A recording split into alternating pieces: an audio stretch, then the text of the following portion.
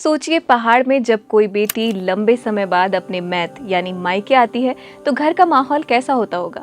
आंगन सजते हैं, लोग गीत गूंजते हैं, माँ बाप अपनी बेटी को जी भर कर दुलारते हैं और जब कुछ दिनों बाद उसकी विदाई का वक्त आता है तो पूरे गांव की आंखें नम हो जाती हैं। लेकिन उत्तराखंड की देवभूमि में एक ऐसा पर्व है जहां मायके आने वाली ये बेटी कोई आम बेटी नहीं है, बल्कि स्वयं जगदम्बा माँ गौरा यानी देवी पार्वती है। जी हाँ, कुमाऊं का ये बेहद खूबसूरत और भावनात्मक लोक पर्व है। सातों और आठों देवभूमि की खासियत ही यही है कि यहाँ देवी देवता सिर्फ मंदिरों की मूर्तियों में नहीं बसते, वे कभी बेटी बनकर घर आते हैं तो कभी दामाद बनकर सत्कार पाते हैं।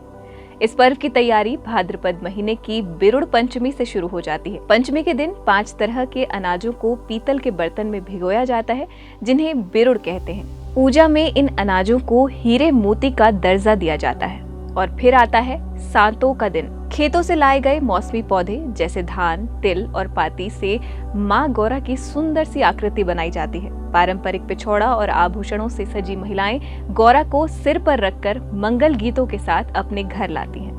और अगले ही दिन यानी आठों को हमारे दामाद जी यानी भगवान शिव भी अपनी ससुराल पहुंचते हैं। इस पर पूरे उत्सव में पहाड़ की महिलाएं झोड़ा, चांचरी और खेल नृत्य करती हैं। लेकिन इस पर्व का सबसे खूबसूरत और भावुक हिस्सा है इसके लोकगीत। इन्हीं गीतों में एक ऐसा गीत है जिसमें माँ गौरा अपने मायके का रास्ता भूल जाती हैं और रास्ते में खड़े पेड़ पौधों से अपने मैत यानी मायके जाने का रास्ता पूछती हैं। बाटा मैं की निमुड़ा डाली, म्यार मैत जाना बाटो का होलो। इसका सीधा और प्यारा सा अर्थ है, हे रास्ते में खड़े नींबू के पेड़, मुझे बताओ मेरे मायके जाने का रास्ता कौन सा है। और तभी प्रकृति और हवाओं से उन्हें जवाब मिलता है, दैनु बाटा जालो देव केदार, बौ बाटा त्यार मैत जालो। यानी माँ जो दाहिना रास्ता है वो देव केदारनाथ की ओर जाता है और जो बायां रास्ता है वही तुम्हें तुम्हारे मायके ले जाएगा। ये सिर्फ एक लोकगीत नहीं है, ये पहाड़ की हर उस बेटी के दिल की पुकार है जो ससुराल में रहकर अपने मायके की गलियों को याद करती है। सातों आठों के दौरान सुहागिन महिलाएं अपने बाहों पर 7 गांठों वाला एक पवित्र धागा डोर पहनती हैं, जो पति की लंबी उम्र और सुख समृद्धि का प्रतीक माना जाता है। 4-5 दिनों तक माँ गौरा को बेटी की तरह दुलारा जाता है और शिव जी को दामाद का मान सम्मान दिया जाता है।